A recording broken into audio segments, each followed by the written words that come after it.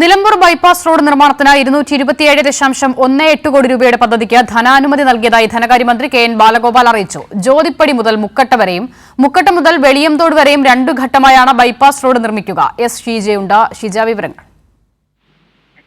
തീർച്ചയായും Nilambur bypass road നിർമ്മാണത്തിനുള്ള ധനാനുമതിയാണ് ഇപ്പോൾ ധനമന്ത്രി നൽകിയിരിക്കുന്നത്. ഇതിനുവേണ്ടി 227.18 കോടി രൂപയാണ് ഈ പദ്ധതിക്കായി അനുവദിച്ചിരിക്കുന്നത്.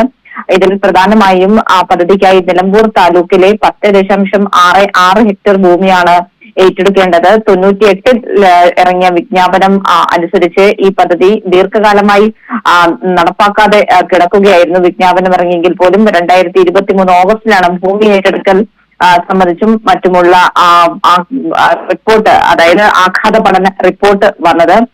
അതിനൊപ്പം തന്നെ ഈ നിലമ്പൂർ പട്ടണത്തിലെ തിരക്കുകൾ കുറയ്ക്കുവാനും സംസ്ഥാന പാതയുടെ ട്രാഫിക് ബ്ലോക്കുകൾ ഒഴിവാക്കാനും ഈ നിലമ്പൂർ ബൈപ്പാസ് യാഥാർത്ഥ്യമായാൽ അത് ഏറ്റവും വലിയ രീതിയിൽ സഹായകരമാകും എന്നുള്ള വിലയിരുത്തലിന്റെ അടിസ്ഥാനത്തിൽ തന്നെയാണ് സർക്കാർ ഇതിന്റെ നടപടിക്രമങ്ങൾ വേഗത്തിലാക്കുകയും ഇപ്പോൾ ഇതിന് ധനാനുമതിയിലേക്ക് കാര്യങ്ങൾ എത്തി നിൽക്കുന്നതും. ഏതായാലും കേരളത്തിലെ പ്രധാനപ്പെട്ട സംസ്ഥാന പാതകളിൽ ഒന്നാണ് ഇത് എന്നുള്ള കാര്യം കൂടിയാണ് ധനമന്ത്രി വ്യക്തമാക്കുന്നത്.